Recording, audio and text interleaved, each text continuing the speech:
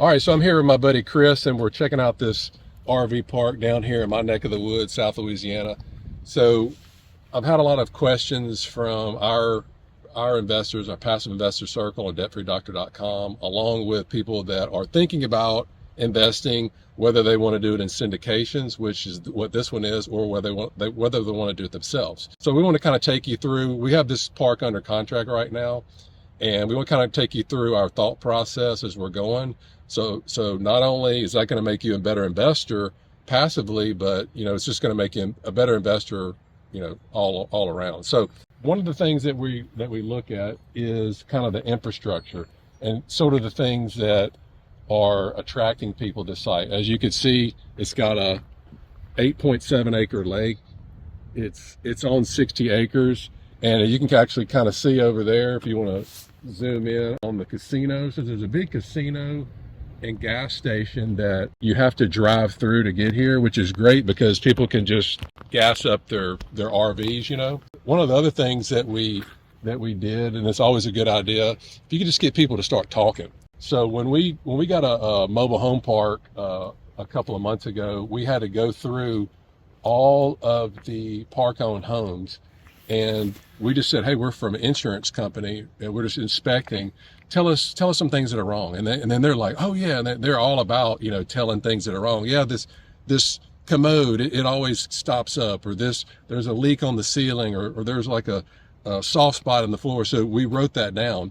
So if you could ever find people here that are residents, and we actually found one in the bathhouse. She was doing her laundry, and she's been here several times, but she's also been here for like a month. So she started like telling about the park. She was like, well, the parks around here, they're so expensive. They're like resorts. It's like $1,000 to $1,200 a night. And she said, like, around here, it's only like $600 a night. And or was it like $595 a night? You said, Chris? So we immediately know, well, then you could probably raise the price, a couple $100. That's instant NOI right there. So then the other thing that she started talking about was the Wi-Fi. And for RV parks, it's really, really important to have, like, people really like good Wi-Fi service. And the Wi-Fi around here is very spotty, she said. You had to be, so like down where we were down here in the back, it was pretty good around the bathhouse. And then there was another area kind of out of the office over there was pretty good Wi-Fi. But other than that, you have to bring like your own Starlink or whatever, or satellite dish, because there's some of the cabins over there, people rent them out for the month. It's like $595 a month.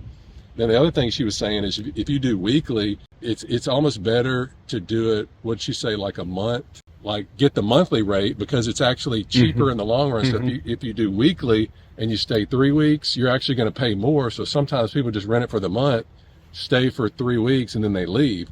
So that's something else that we can kind of look at, as well as the pricing structure. So those are some of the things that we looked at. Now, if you go, what we found back in the back, we were thinking it was like private property, but it's actually places where they used to do camping. And Chris and I walked back there, and it's a camping site.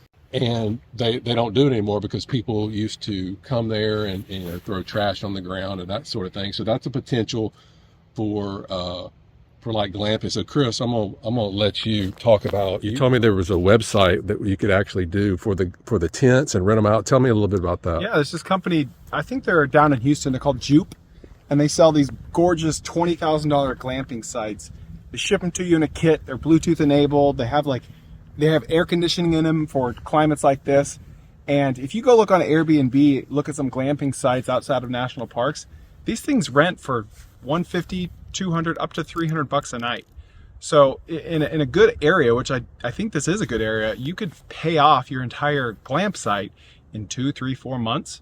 And after that, it's mostly profit at that point. So the downside is very low, because let's say you drop 20 grand on one of these campsites and it just doesn't rent very well, you just resell it. Like, you just pick it back up, fold it back up, and resell it. So. Nice. Okay. So we're actually buying this. Our kind of criteria is if you can get it at a good cap rate. And our cap rate, the apartments around here are selling for 3-4 cap. We actually look for at least a 10 cap or higher, and we figured it up as like an 11 cap. So this is a great deal for this park. there's plenty of value add opportunities. I mean, you can actually just, get the Wi-Fi better, go up on I think the nightly rates were like 35, $40. I mean, you can almost probably double that. So just going in and bringing the prices up to kind of what the neighboring parks are, that's just finding things like that. So real estate is all about getting in at the right price, getting the good buy on the front end, and it makes it so much easier on the back end. Plus, the cheaper we get it, the more value we can provide, the more we can give to investors. And, with the interest rates as high as they are right now, our goal 24, 36 months is to cash out, refinance, give the investors back their money, but they still stay in the deal. It's like an infinite return. So it's kind of like if you go to a casino and you're playing like blackjack, you play for $100, and over time you win $100. Well, then you stick that $100 you started with in your pocket. Now you're playing with house money. It's kind of the same thing. So whenever you are going to parks like this, it's always a good idea to figure out why they're selling. And we figured that out. This was a gentleman that had passed away, and he left this park to his wife and daughter, and they're not really here very much, and they're just kind of like they're not really into it like he was. Kind of like if I were to pass away and give my business, my dental practice to my wife or my kids or whatever, to find somebody to run. They're just not into it, and it's kind of like that. So if you can find a situation like that, it's always, you have more negotiation on the front end, because they're like, hey, we're tired of it. We're willing to wheel and deal, versus somebody that's just like, I don't want to sell, make me an offer I can't refuse, sort of thing, So we have that going for us. There's 135 sites. Yeah, this is a $3 million purchase. I think it did 720 grand, I think, last year. Top line. Yeah. Net operating income is like 330, something like that. So that's where. So basically, if you don't know the cap rate, it comes from the NOI, the net operating income, all the income minus expenses. That's your net operating income. We have that divided by the purchase price. And that's where we get the 11% or 11 cap from. So that's kind of quick back of the napkin math.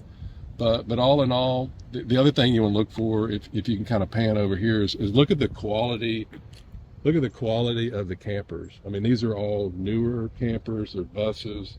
They're nice. They're keeping the park clean. So you can kind of tell. You can kind of tell from that. You have, and that was the other thing that the lady said. There's not a whole lot of riffraff. She's been here a good bit. Nobody from the management always, complains or is all on top of you. So because of this, it kind of also tells me the clientele is higher, which means, they can afford going from 40 to maybe 50 or $60 a night if we choose to go that route. Versus if we were to find a park that just everything was run down. So that's another thing. So there's a lot of good potential here for these parks. And if you have questions, just make sure you leave them in the comments. And, depending on when you watch this deal, it may or may not be available. But, the whole thing with this is we kind of want to take you through our thought process that we're going through whenever we're looking at buying these parks. Hope this helps.